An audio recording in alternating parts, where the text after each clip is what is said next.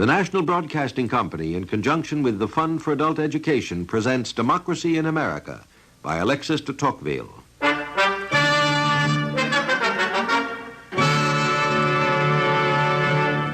When the American people are intoxicated by passion or carried away by the impetuosity of their ideas, they are checked and stopped by the almost invisible influence of their legal counselors.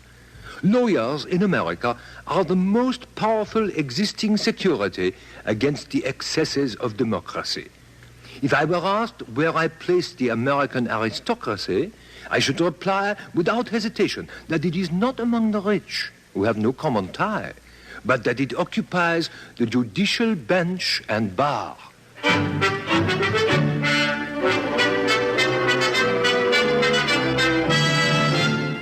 The Aristocrats of Democracy.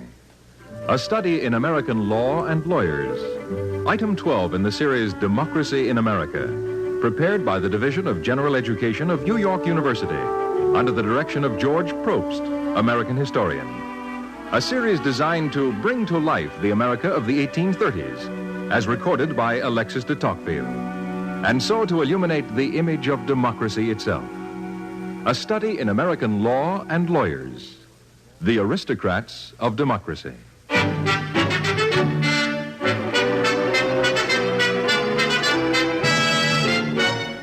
When Beaumont and I visited America in 1831, we were much impressed by the influence of lawyers in public life.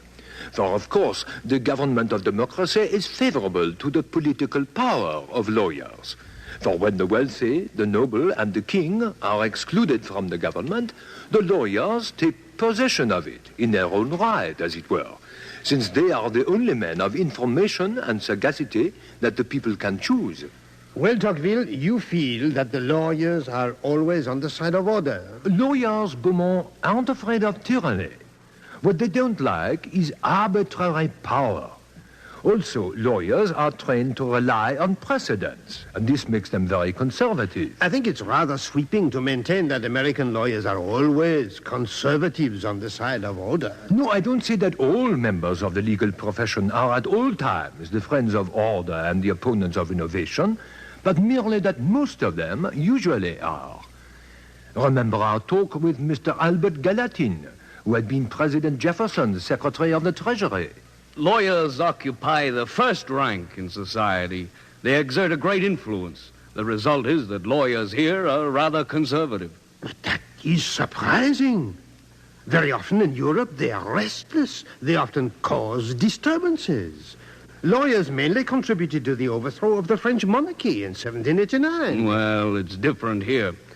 Now, of course, if it wasn't for the lawyers, some things might be easier. Our civil laws, for example, should have been revised long ago. But, of course, the lawyers profit by all the abuses and obscurities, and so they defend them. It is to the interest of the lawyers to have the laws as unintelligible as possible, since no one would pay them for advice concerning laws which could be understood. So American lawyers don't improve the civil laws. It is curious for us, two French lawyers, to hear your complaint against the stationary spirit of lawyers and the prejudices they have in favor of existing institutions. Well, Mr. Tocqueville, they compose the majority of the members of the legislatures. What about your judges? Are they also lawyers? What sort of judges do you have? Well, the magistrates are all taken from among the lawyers. I understand your lawyers form the highest political class and the most cultivated portion of your society. Very true. And the bench is sustained only by public opinion. And, of course, it makes continual efforts to retain it. Its integrity is beyond question. I regard the bench, upheld as it is on every occasion by the body of lawyers, as the regulator of the irregular movements of our democracy, the part that maintains the balance of the whole machine.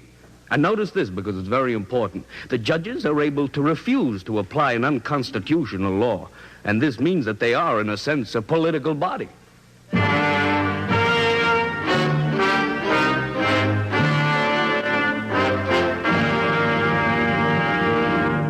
The more I think of it, Tocqueville, the more I am convinced we are right when we say that America is governed by lawyers. But there's no doubt that intelligent Americans are well aware of this. Do you remember Mr. John Latrobe of Baltimore, the lawyer? Mr. Latrobe. Oh, yes. He was the gentleman who told us about elections in America and about the extremely democratic constitution in Maryland. Realistically speaking, gentlemen, there are no political parties in the United States today. No political parties? Not in the European sense. There are no fundamental differences, monarchists versus republicans, for instance, nothing of that sort.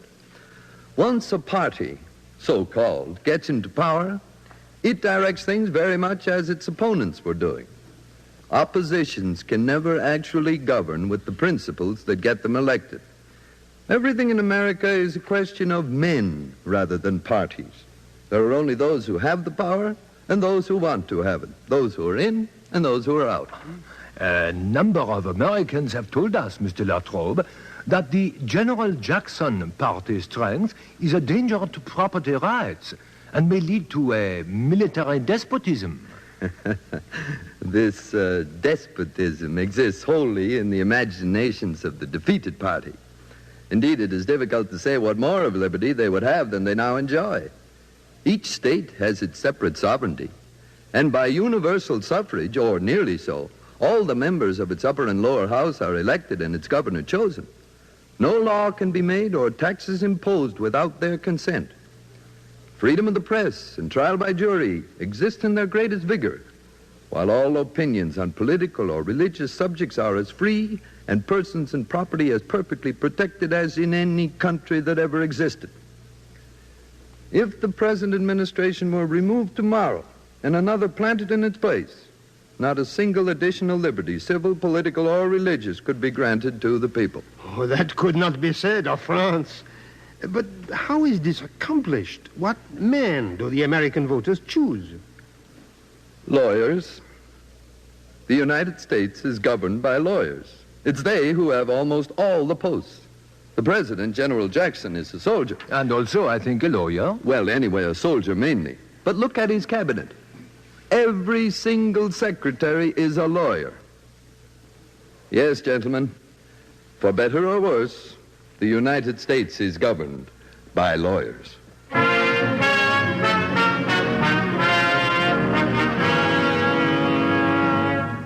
But many of these things Beaumont and I saw for ourselves. For in January of 1832, we traveled by stagecoach from New Orleans to Norfolk, and then by steamboat up the Potomac to the national capital, the city of Washington. How well I remember that journey up the Potomac. We spent it in the company of a most wise and intelligent American, Mr. Joel Roberts Poinsett, a former ambassador to Mexico and a personal representative of President Andrew Jackson. And as we neared Washington, we questioned Mr. Poinsett about the federal government that we were soon to see for ourselves. Do you really think, Mr. Poinsett, that this complicated federation of states can be made to work? I think it's the only thing that will work. For my part, I don't believe in the duration of a great republic unless it be a federation. Of course, gentlemen, the Constitution of the United States is a difficult and complicated instrument. Well, I understand that, Mr. Poinsett. Everything must rest, I suppose, on the people's choice of representatives. Well, mostly they choose men who flatter them.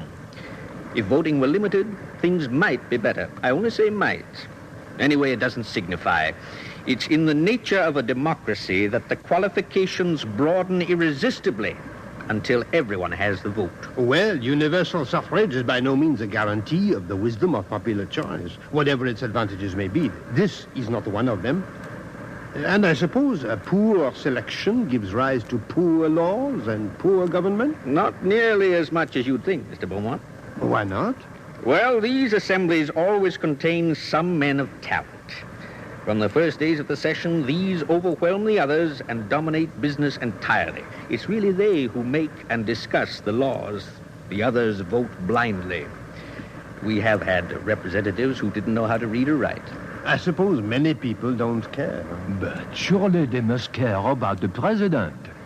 Doesn't the nomination for president excite real political passions? It certainly puts the interested parties into a great commotion. It makes the newspapers make a lot of noise. but the mass of the people remain indifferent. The president has, in the last analysis, so little influence on their happiness. To tell you the truth, Mr. Tocqueville, it's Congress that governs, in my opinion. Well, one or two strong presidents might make a difference, who knows? Oh, Beaumont, I can hardly wait to get to Washington and see all this for myself. Well, you won't have long to wait. You've been looking at Washington for the last 5 minutes. There, on your right. What? Washington? Is this the capital of the United States? Sure, it's the outskirts. Haven't you noticed the houses? A few cabins dotted about on an arid plain. Look at it with the eyes of an American, and you'll see something very different. We predict a population of 1 million very soon. In the meantime, Washington, whatever it may look like today with its 20,000 people, is still the home of the 3 branches of government: the President, the Congress, and the Supreme Court.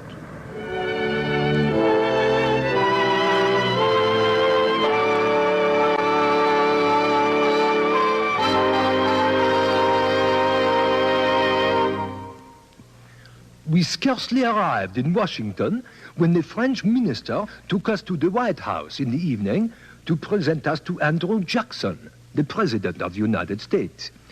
Even though we were very young and unimportant and completely unknown assistant magistrates in France, we were able to see the President. To our surprise, any stranger or foreign visitor can secure an invitation to a White House party simply by leaving his card. We saw the President on a day of public reception, but during our whole visit, only 2 or 3 persons entered. What do you think of this palace? Hardly a palace, Beaumont. The President has no guards watching the door. In Paris, I think we'd simply call this a fine private residence. I like the decoration. It is simple, tasteful, but less brilliant than the offices of our French ministers. The President will see you now, gentlemen. Well, Beaumont, this is the Democrat we have heard so much about. The man of iron. Yes, the deadly duelist, the victor of New Orleans. Mr. President, I have the honor to present to you Count Alexis de Tocqueville. Sir, it is an honor. Pleased to meet you, Mr. Tocqueville. And I have the honor also to present Mr. Gustave de Beaumont. Sir, I am enchanted and overwhelmed. Pleased to meet you, Mr. Beaumont. Well, gentlemen, how long have you been in America? Since last May, sir. Last May. Very good. Therefore, we have been here about 9 months, sir. 9 months? Yes, good. How do you like our country? We are overwhelmed, sir. Most people, I believe, are. It's an overwhelming country. Take a glass of Madeira with me? Well, thank you. Thank you, sir. Have you been making any particular study of our institutions, gentlemen? Monsieur de Tocqueville and Monsieur de Beaumont are here to study American prisons. Most interesting. Well, gentlemen, here's health. Health to you, sir. To you, sir. Have you seen much of the country? As much as possible, sir. We have traveled extensively in New England and down the Mississippi. Well, gentlemen, then you've seen the West, I'm sure. I certainly congratulate you. And now, gentlemen, if you'll excuse me. By all means, sir. It's been a great pleasure to meet you gentlemen from France. I hope that seeing America has enlarged your views. There never have been 13 millions of people associated together in one political body who enjoyed so much freedom and happiness as the people of these United States. Perhaps you'll be able to get to the White House again sometime during your stay in Washington.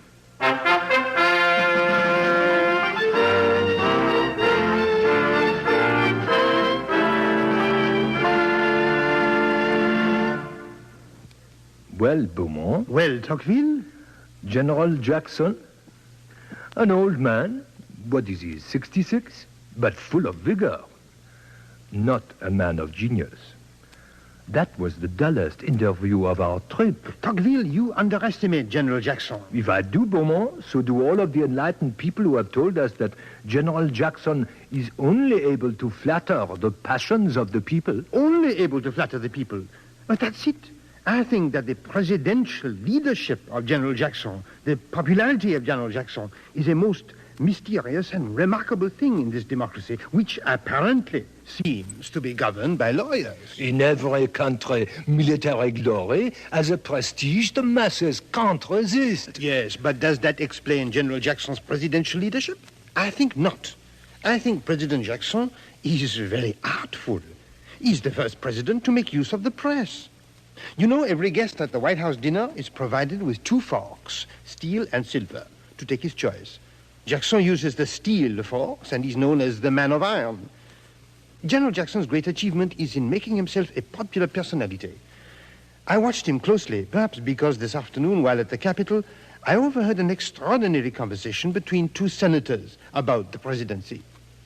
General Jackson understands the people of the United States 20 times better than his antagonists. And if his successor has but half the same tact, the Whigs may give up hope of governing the country for the next half-century. Brandy? Delighted. But you ought not to say tact, for that alone will not do it. He must have the same manners as Jackson, addressing himself to the feelings of every man with whom he comes in contact, carrying the conviction of honesty, while the firmness of his character inspires his friends with the hope of success. Jackson's mottos are, never sacrifice a friend to an enemy, and make yourself strong with your friends, and you needn't fear your foes. These loyalties must be born in a man. They must be spontaneous and felt as such by the people, or they lose the best part of their effect. All the tact in the world will not answer. But when we see a man as prudent, we become cautious ourselves, and then farewell to popularity. Well, Senator, when the people give their vote to a man, they never do so on a rigid examination of his political principles. They haven't the time or disposition. And it's useless to attempt to persuade the people to a different course by a long and tedious argument. My experience as a senator is that the masses act in politics pretty much as they do in religion. Every doctrine is with them a matter of faith, received principally on account of their trust in the man.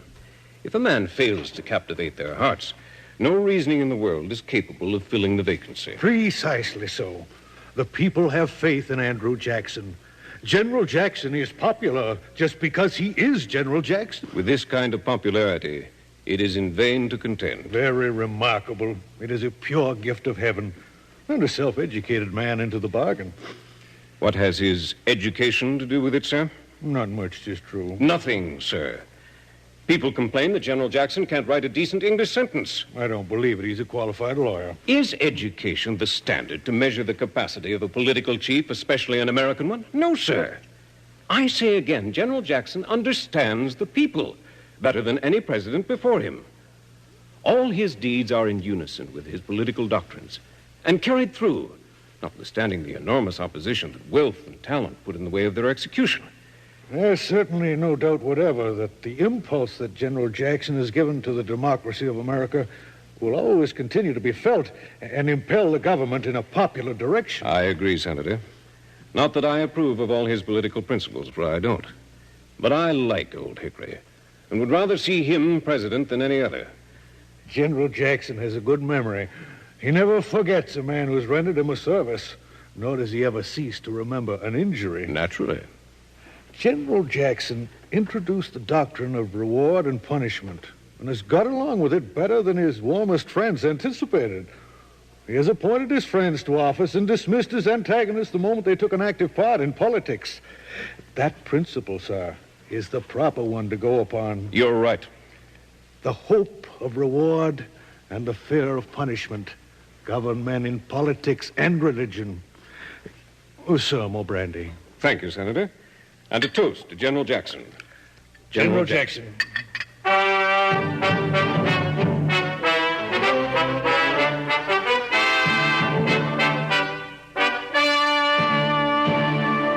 Jackson, he was wide awake and wasn't scared at trifles, for well he knew what aim we take with our Kentucky rifles. And down there stood our little force, none wished it could be greater, for every man was half a horse and half an alligator. Oh, Kentucky, the hunters of Kentucky. Oh, Kentucky, the hunters of Kentucky.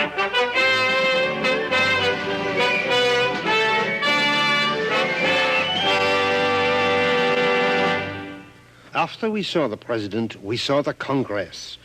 We stayed 2 weeks in Washington in January of 1832 meeting the Secretary of State, congressmen, senators, having dinner with ex-President John Quincy Adams, and seeing the Capitol. Mr. Poinsett was our guide, and we spent almost all our days in the Senate and the legislature. Let me take you into the House of Representatives.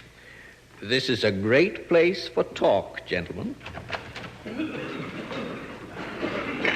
Mr. Speaker, during the Revolutionary War, David Gordon lived in Mecklenburg County, Virginia, a county then and now celebrated for raising fine horses. Yes, the best... Who are the leaders, Mr. Poinsett, among the congressmen? Well, 9/10 of the congressmen are lawyers, men accustomed to public speaking. Do you know, Mr. Poinsett, I am convinced that the profession of law is the only aristocratic element that can be peacefully combined with democracy, and usefully and permanently combined. Oh, come, Tocqueville, lawyers aren't such wonderful fellows as all that. I know all about their inherent defects, but without this admixture of lawyer-like sobriety with the democratic principle, I question whether democratic institutions could long be maintained. I'm accustomed to think of lawyers as something of a nuisance. But you, Mr. Tocqueville, speak of them as if they were essential to make democracy work. That is it exactly. I cannot believe that this republic could hope to exist at the present time if the influence of lawyers in public business did not increase in proportion to the power of the people. Well, it's true that the legal profession, Mr. Tocqueville, is the nursery of our Congress. What is this issue before them now? I believe they are talking about a horse. Amy Darden's horse. It's a celebrated case. The case of a horse in Virginia that was requisitioned over 50 years ago in the War of Independence and somehow never got paid for. It'll need an act of Congress to settle. It's a big emotional issue. This fellow's Mr. Claiborne, a representative from Virginia. Listen to him go. The people, Mr. Speaker, have equity jurisdiction.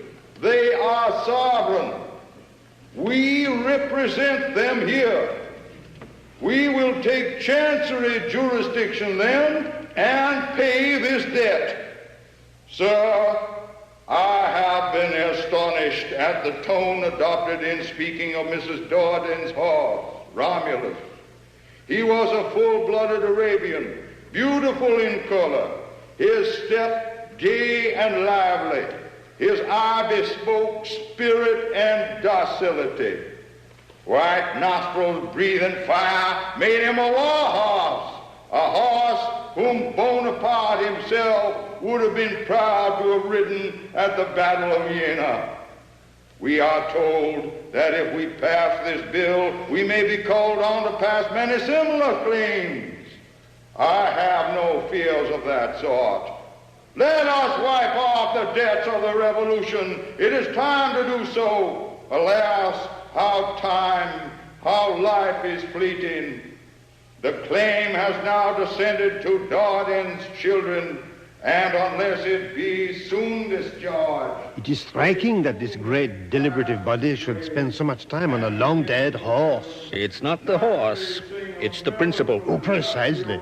American parliamentary eloquence is a very remarkable thing, and it is devoted to gratifying a congressman's constituents.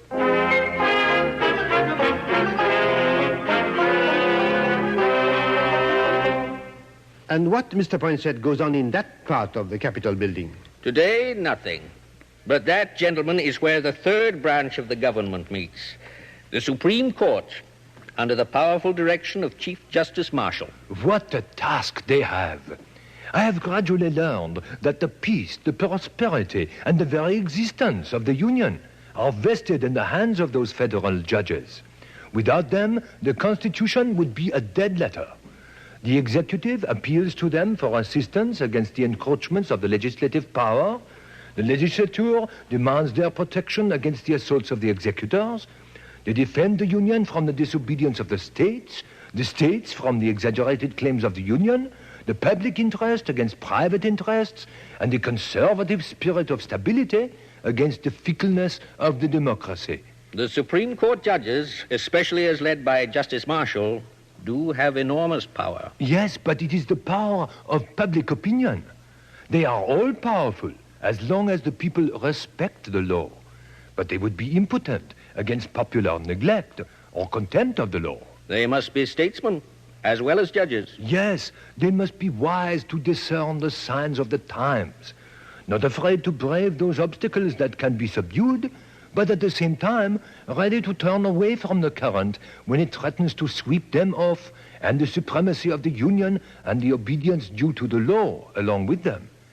I think that if the Supreme Court is ever composed of imprudent or bad men, the Union may be plunged into anarchy or civil war.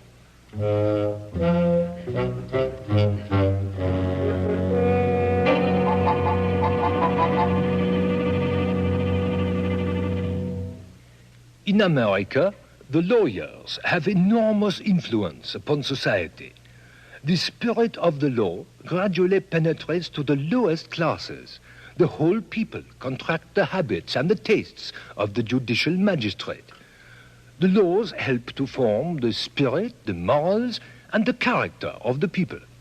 All citizens are obliged to borrow in their daily controversies the ideas and even the language peculiar to judicial proceedings. The language of the law thus becomes a common tongue. The lawyers of the United States form a party which is but little feared and scarcely perceived, which has no badge peculiar to itself, which adapts itself with great flexibility to all social movements. The aristocracy of America is on the bench and at the bar. The legal profession extends over the whole community and penetrates into all the classes, acting upon the country imperceptibly and finally fashioning it to suit its own purposes.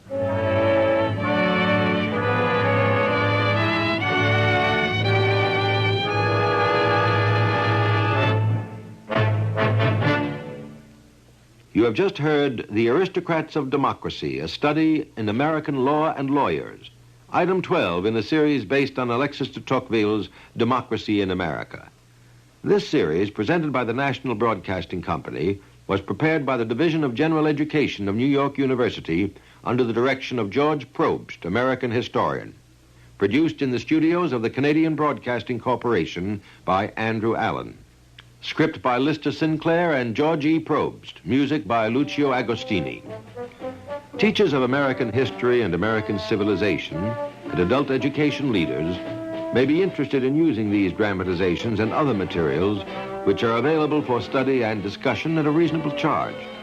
For information, write to American Foundation for Continuing Education, Post Office Box 749, Chicago 90, Illinois. And now this is Ben Grauer inviting you to listen next week to The Happy Republic, Item 13 on Democracy in America. This program was pre-recorded and is an NBC Radio Network presentation.